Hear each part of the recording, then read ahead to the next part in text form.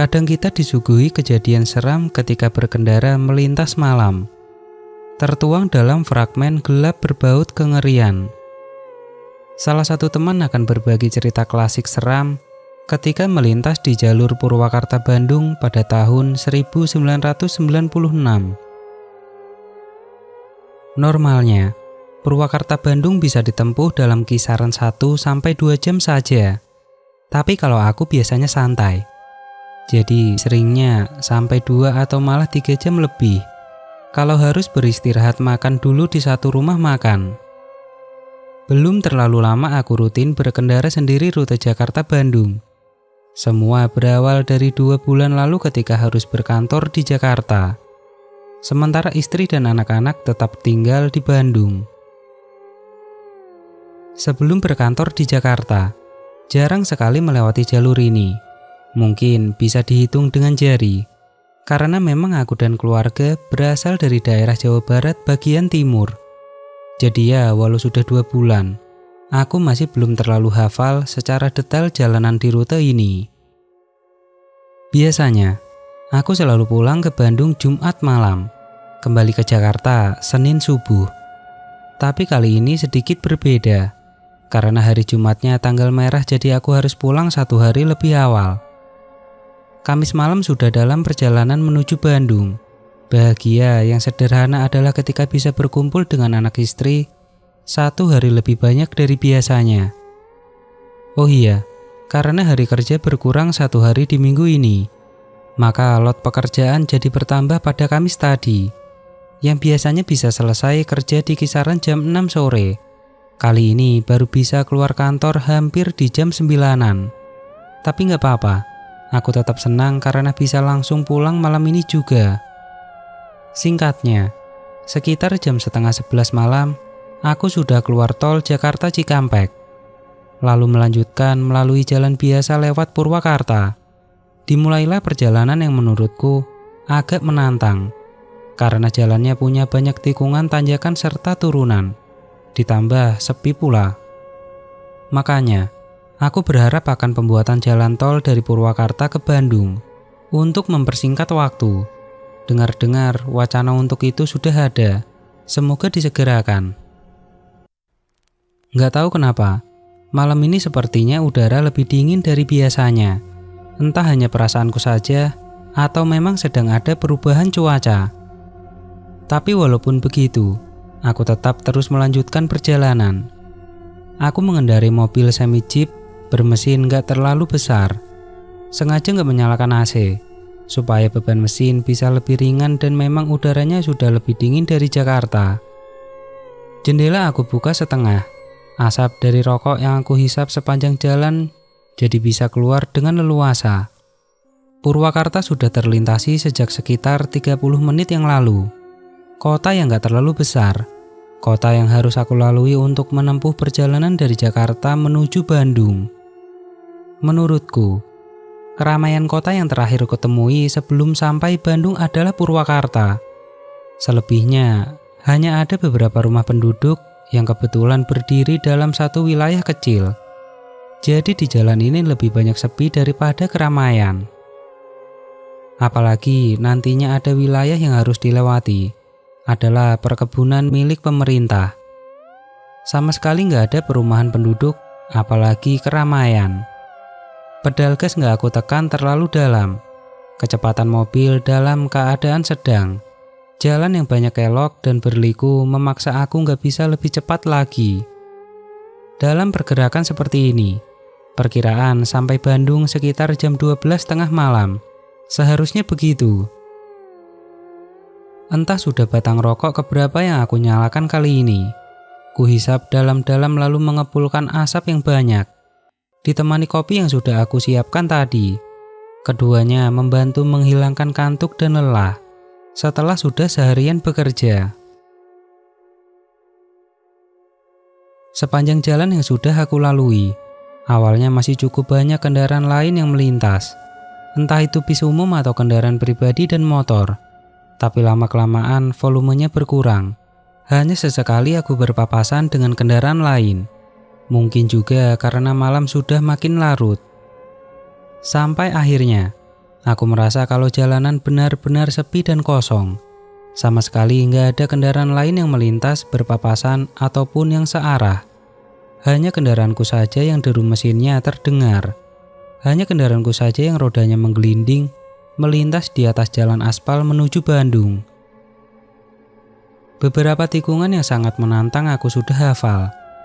Ada satu bagian jalan yang konturnya sangat menurun ke bawah, lalu menanjak tinggi menikung ke kiri. Aku sangat hafal bagian ini, bagian yang sedang aku lintasi. Sama dengan sebelumnya, bagian ini pun sangat sepi. Sama sekali nggak ada kendaraan yang terlihat. Ditambah nggak ada sarana penerangan jalan umum. Jadinya situasi amat sangat gelap. Penerangan hanya bersumber dari lampu kendaraanku saja. Jujur, di titik ini nyali agak goyah. Ngeri melihat sekitar yang sama sekali sepi seperti nggak ada kehidupan. Aku lalu menginjak pedal gas lebih dalam untuk menambah kecepatan.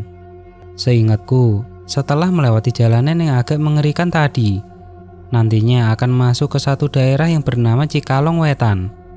Satu kota kecil perlintasan, barisan pertokoan yang hanya beberapa ratus meter saja.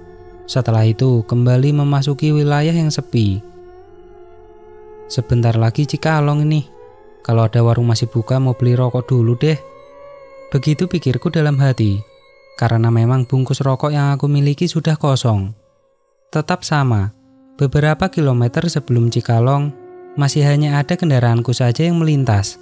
Sama sekali nggak ada kendaraan lain, motor sekalipun. Gila nih sepinya, baru juga jam 12 lewat. Memang aku terhitung lambat, jam 12 tengah malam masih di daerah Cikalong. Jalanan sangat sepi, heningnya terasa sekali. Di sini aku mulai merasa ada yang aneh. Masa iya sudah setengah jam lamanya sama sekali nggak melihat ada kendaraan lain? Baru kali ini merasa ada yang beda dalam perjalanan. Tapi tetap berusaha mengabaikan. Berpikir karena mungkin memang sudah tengah malam dan aku sudah teramat lelah. Untuk membunuh sepi, aku menyalakan radio, berharap ada frekuensi radio Bandung yang sudah ditangkap. Syukurlah, ada satu frekuensi radio Bandung yang tertangkap walau kurang jernih. Tapi seenggaknya ada suara menemani, jadi nggak terlalu sepi. Setelah radio menyala, suasana hati sedikit berubah. Yang tadinya mulai merasa was-was berangsur tenang. Tapi ternyata hanya sebentar. Entah sudah berapa menit radio menyala. Yang tadinya aku mendengarkan lagu-lagu slow hit 90-an.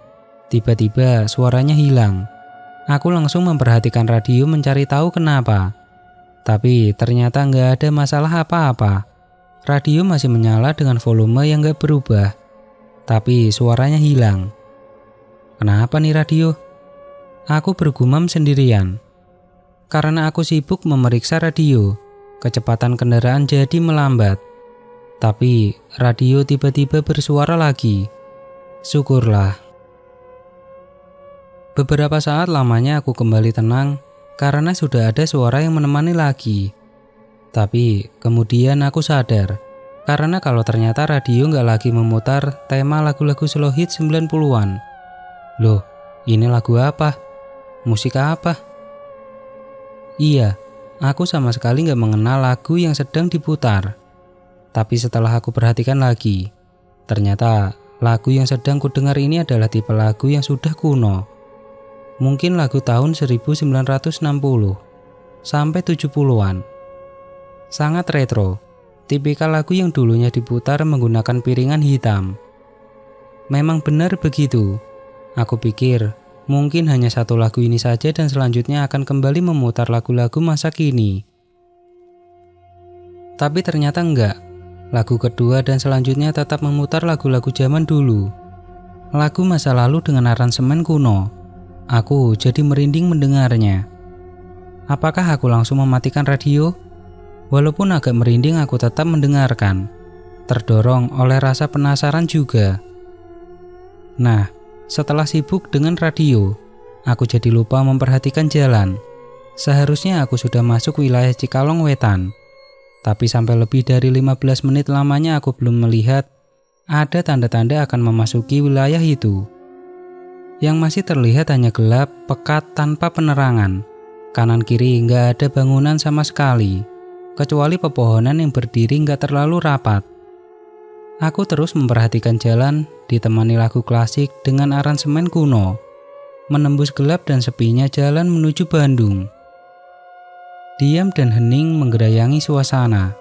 Aku terpaku dalam pikiran bisu sambil terus menjaga kendaraan untuk tetap berada di jalur aman. Di tengah suasana yang mulai menggoyahkan nyali, tiba-tiba dari kaca spion aku melihat ada pantulan cahaya dari belakang. Syukurlah, akhirnya ada mobil juga, ucapku dalam hati. Sedikit bersyukur ketika akhirnya ada juga kendaraan yang datang dari belakang. Jadi nggak sendirian lagi. Lampu kendaraan di belakang ini sudah terlihat walau jaraknya masih jauh. Masih kelihatan nggak terlalu terang. Sinar lampunya satu pasang. Karena itulah aku bisa memastikan kalau itu adalah kendaraan roda 4 atau lebih. Aku mempertahankan kecepatan, menjaga supaya nggak terlalu cepat atau melambat. Penasaran dengan kendaraan di belakangku ini. Pelan amat ini mobil. Iya, mobil di belakangku ini terlihat pelan. Aku yang menunggu supaya dia mendekat, jadi cukup lama menunggunya. Tapi, lama-kelamaan dia mempercepat lajunya, jadi makin mendekat ke arahku. Terus makin dekat dan makin dekat lagi. Perlahan tapi pasti. Sampai akhirnya mobil ini sudah persis berada di belakang. Keadaan sangat gelap. Walau sudah berjarak sangat dekat, tapi aku sama sekali belum bisa melihat bentuknya dengan jelas. Tapi bisa dipastikan kalau ukurannya lebih besar dari kendaraanku. Itu terlihat dari cahaya redup kedua lampunya. Iya, kendaraan ini lampu depannya nggak seterang kendaraan normal. Bisa dibilang sangat redup. Sebenarnya aku ingin mendahului, jadi aku bisa mengikuti saja dari belakang. Ditambah juga penasaran kendaraan apa dia ini. Namun jalan masih berbelok berliku jadi masih kesulitan untuk mendahului. Sampai ketika akhirnya ada jalan yang agak lurus. Aku memberi kode dengan menggunakan lampu sein supaya dia mendahului. Dia bisa membaca kode yang aku berikan. Kemudian mulai menambah kecepatan. Akhirnya kendaraan ini mulai mendahului. Dalam prosesnya, aku yang sejak tadi penasaran ingin tahu mobil apa ini. Jadinya terus memperhatikan dengan seksama ketika dia mulai berada persis di sebelah kanan. Yang pertama aku tangkap adalah warnanya. Mobil ini berwarna putih. Mobil bercat putih. Berikutnya adalah bentuknya. Ternyata benar, kendaraan ini ukurannya lebih besar dari kendaraanku. Bentuknya seperti mobil jenis van berukuran besar. Seukuran mobil elf yang sering terlihat di jalur Lembang. Tapi bentuknya bukan elf. Bentuknya seperti VW Kombi namun ukurannya sedikit lebih besar lagi. Tahu apa yang ada di pikiranku setelah sudah benar-benar bisa melihat kendaraan ini? Setelah dia sudah berhasil mendahului dan akhirnya tepat berada di depanku. Aku melihatnya seperti mobil ambulan tua. Iya, aku melihat ada mobil ambulan tua berwarna putih kusam, dengan terlihat seperti ada guratan karat di banyak bagiannya. Dia sedang berada persis di depan. Pantas saja lambat, ternyata ambulan tua. Begitu pikirku dalam hati. Aku lalu terus mengikutinya dari belakang. Pada bagian belakangnya, ambulan ini memiliki 2 jendela kaca di pintunya. 2 kaca ini sangat gelap, sampai-sampai cahaya lampu mobilku nggak bisa menembusnya. Padahal penasaran apakah ada orang di dalamnya, di bagian belakangnya. Sengaja aku menjaga kecepatan agar tetap terus berada di dekat di belakangnya. Cukup lama berjalan beriringan, sampai sepertinya kami sudah mulai masuk wilayah Cikalong Wetan. Aku jadi ingat kalau aku ingin membeli rokok, makanya mulai memperlambat laju kendaraan. Dengan mulai mempertahankan pinggir jalan, kalau-kalau ada warung atau toko kecil yang masih buka. Saat inilah mulai ada jarak dengan ambulan tadi, karena aku teralihkan untuk mencari warung. Tapi ada keanehan lagi. Dan aku baru sadar ketika sudah benar-benar masuk ke wilayah Cikalong Wetan. Keanehan apa? Walaupun gelap, tapi bisa terlihat deretan pertokoan di wilayah ini ada yang beda. Bedanya apa? Setelah aku perhatikan dengan seksama, semua bangunan toko yang ada sangat berbeda dengan yang aku lihat sebelumnya. Benar, aku yakin kalau ini adalah Cikalong Wetan, tapi bentuk bangunannya berbeda. Beda gimana? Bangunannya ternyata sangat kuno, bangunan zaman dulu.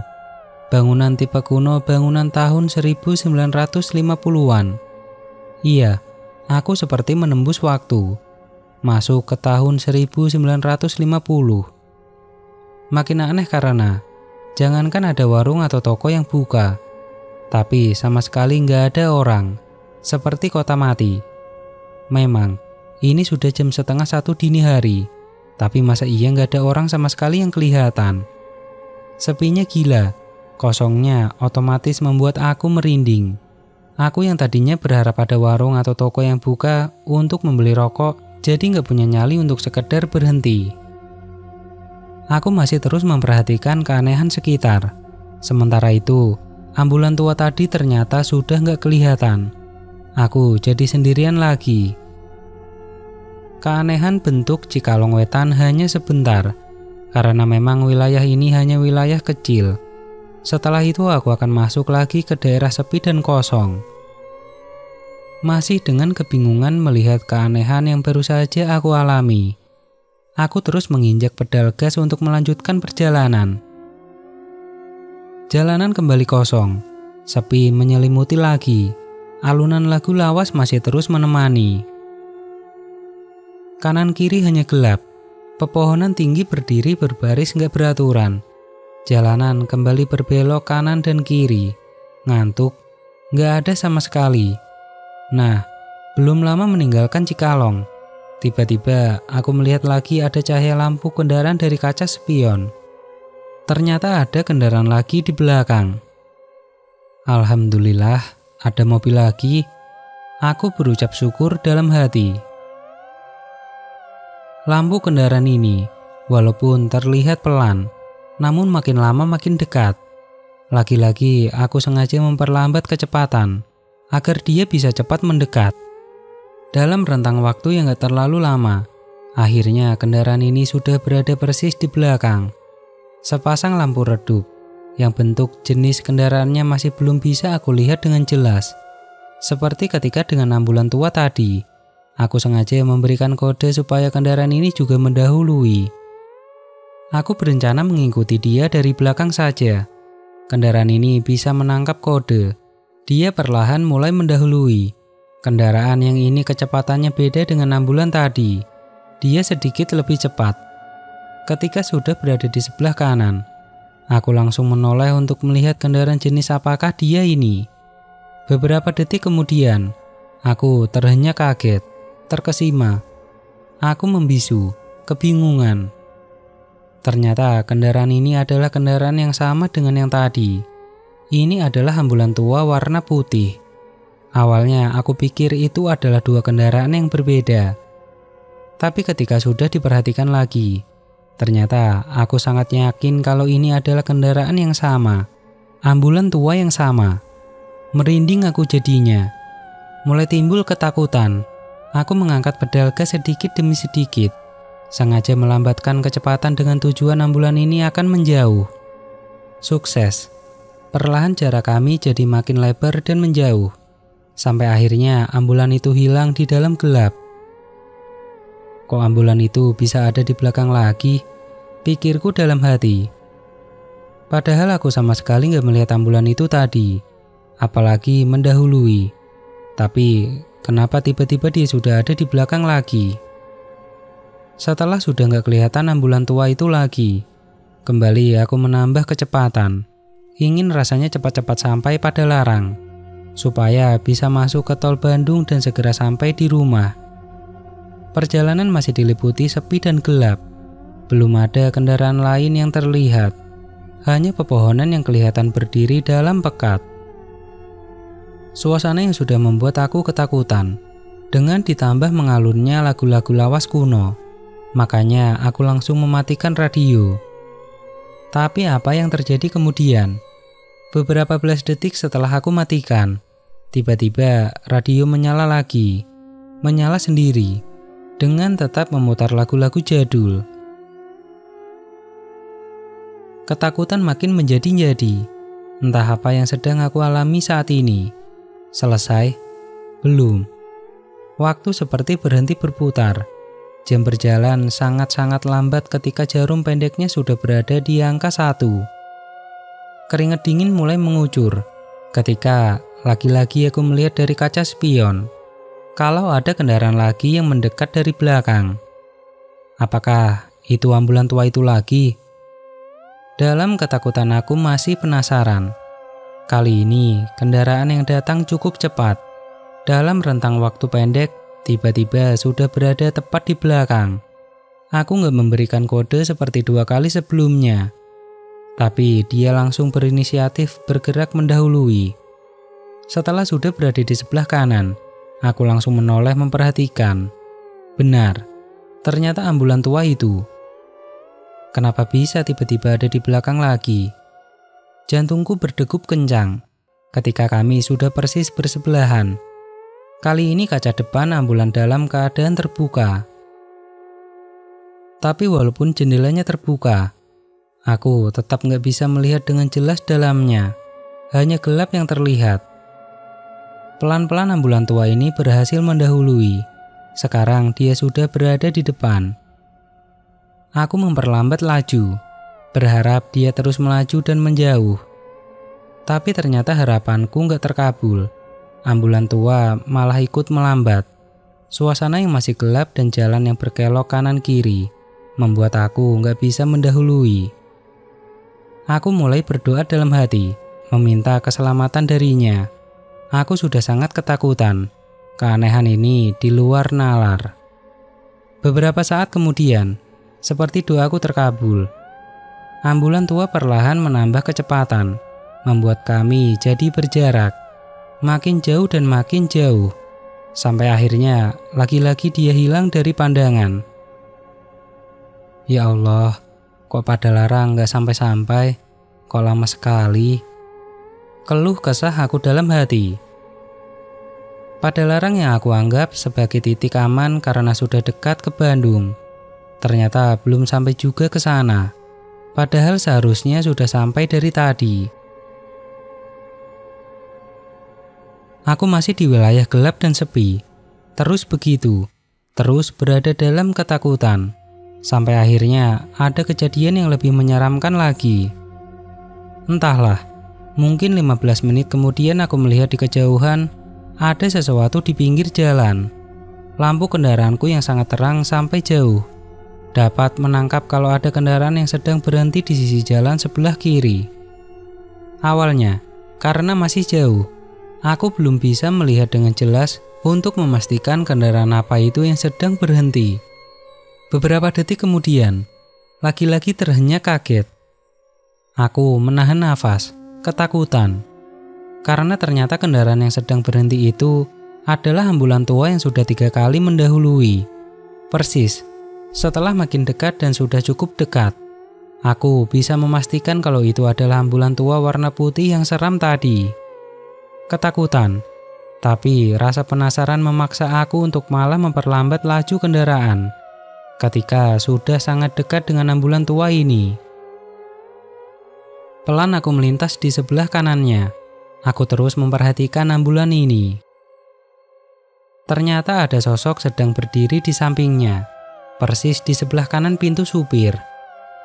Aku dapat melihat mereka dengan jelas karena jarak kami sangat dekat dan kaca jendela sebelah kiri mobilku terbuka nyaris semuanya. Sosok yang pertama terlihat bertubuh laki-laki berpakaian hitam-hitam. Satu sosok lagi berbaju safari warna krem dengan 4 kantung di depan. Mereka berdua berdiri menghadap ke jalan, berdiri menghadapku. Jelas aku melihat semuanya. Sangat jelas juga aku melihat kalau keduanya berdiri diam tanpa kepala. Kali ini jantungku seperti berhenti berdetak Lemas badanku, tulang-tulang seperti lepas dari engselnya. Saat itulah aku menginjak pedal agak dalam, membawa kendaraan melaju kencang, sambil terus berdoa dalam diam ketakutan. Tuhan, aku terus berdoa dan berharap supaya ambulans seram itu nggak muncul lagi dari belakang. Doaku terkabul ketika akhirnya aku melihat mulai ada bangunan di kanan kiri jalan. Aku memasuki kota Padalarang. Selesai sudah keseraman.